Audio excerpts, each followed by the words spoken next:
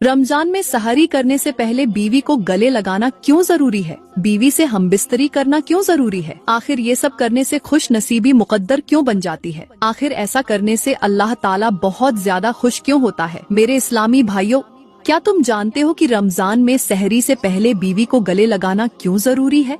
या बीवी के साथ हमबिस्तर होना उस वक्त क्यों बरकतों का जरिया बन सकता है? और वो 3 खास बातें जो अगर बीवी के कान में कह दी जाए तो न सिर्फ तुम्हारी जिंदगी बदल सकती है बल्कि तुम्हारी किस्मत भी संवर सकती है। ये कोई आम बात नहीं, ये वो राज हैं जिन्हें जानकर शायद तुम हैरान रह जाओ। अक्सर लोग इन चीजों को नजरअंदाज कर देते हैं और अपनी खुश नसीबी के दरवाजे खुद ही बंद कर लेते हैं, मगर जो लोग इस हिकमत को समझ लेते हैं उनके घरों में सुकून, मोहब्बत और अल्लाह की खास रहमत नाजिल होती है।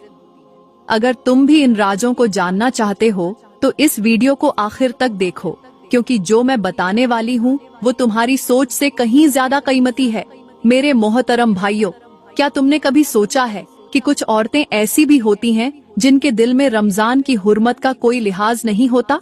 वो दिन भर इबादत का लिबादा ओढ़े रखती है, मगर जैसे ही रात की तारीकी छा जाती है तो उनके अंदर की बेकरारी उन्हें ऐसे रास्ते पर ले जाती है जहाँ हलाल और हराम की तमीज खत्म हो जाती है।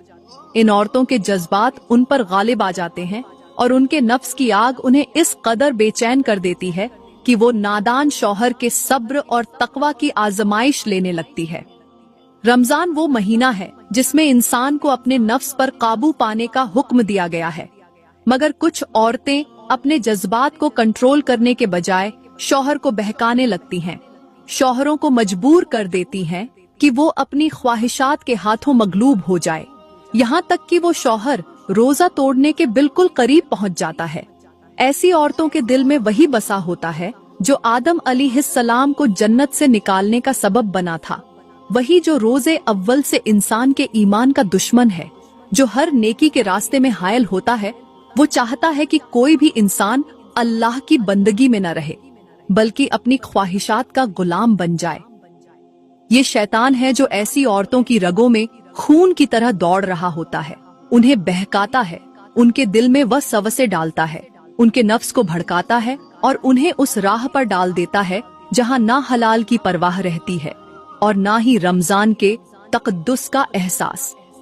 हालांकि रमजान के महीने में शैतान को जकड़ दिया जाता है, एक नहीं बल्कि तमाम शयातीन को।